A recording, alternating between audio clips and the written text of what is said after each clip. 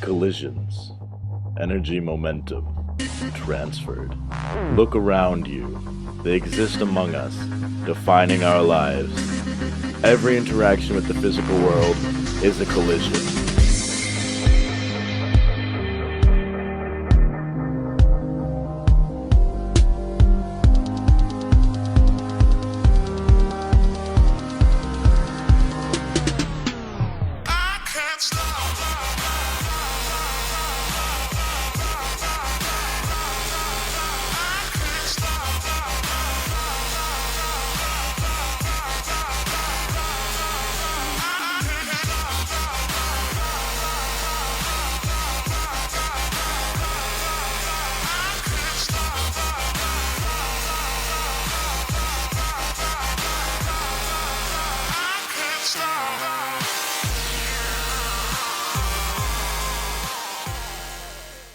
In this experiment, there were three components. On the right, there was a tennis ball and cart collision, as well as on the left. In the middle, there was a cart and cart collision.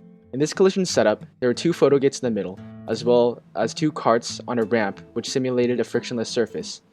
These carts were labeled Cart 1 and Cart 2. Also, on both sides, there was a stand with a tennis ball, as well as two motion sensors.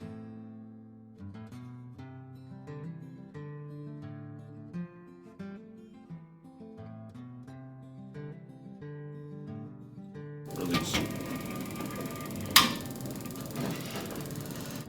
Let's look at the collision between the ball and the cart. First, we see that there's a certain momentum to the right because the ball is moving to the right, but the cart isn't moving.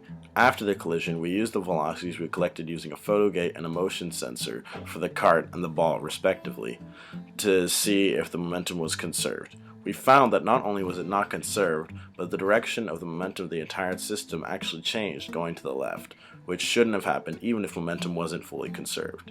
We think this may have happened because we used a tennis ball, which might have acted as a spring, and the string on the pendulum went slack during the collision, and the motion detector may have found some inaccurate data. For the ball and cart collision, we had a complication in calculating the energy transformations because we didn't know where all the energy went. We used the height and mass of the ball to get a potential energy of 0.105 joules. Then we used the mass and velocity of the cart to get a kinetic energy of 0.05 joules. Using this data, we found that we lost 95.24% of energy in the collision, and we think that that was lost through the tennis ball. Oh, great! These are our calculations for the work of moving the ball up. First, we move the ball up 0.18 meters and then to the left 0.3 meters. We use the equation work equals force times distance. To solve for the force, we did a separate calculation and then plugged it back into the equation. We ended up with a work of 0.11 joules. Due to a lack of data, we cannot calculate the actual work done on the cart due to friction, but we can discuss what happened. Friction was applied to the cart in three instances. First, air resistance, then the kinetic friction of the axle in the cart, and then the rolling friction of the wheels on the track. This friction created work which slowed down the cart, but not enough to impact our data. Next, we're looking at the collision between the two carts. Before the collision, the carts were coming towards each other with a certain velocity, and after the collision, they were going apart with a certain velocity. We used the same equations regarding momentum to find the total momentum before and after the collision to see if momentum is conserved. We find that the total momentum before the collision is very small since the carts were coming towards each other at almost the same velocity. We get a value of 0.0003. Then we get a value of a total momentum after the collision of 0.0039. So clearly 0.003 does not equal 0.039, and we're wondering why this is not equal. This could be due to air resistance, friction, or the location of the collision in respect to the photo gates. Now we're going to look at the energy transformation between the cart and cart collision. We calculated the velocities of each cart before and after the collision to see if energy was conserved. First, we calculated the kinetic energy before the collision for each cart and added them together to find the total energy before the collision, which was 0.00991 joules.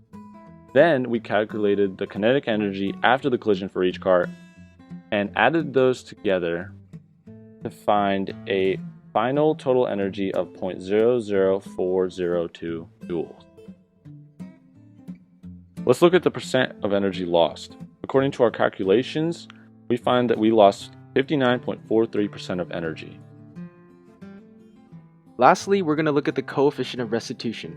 This equation is final velocity of the second minus the final velocity of the first over initial velocity of the first minus the initial velocity of the second cart.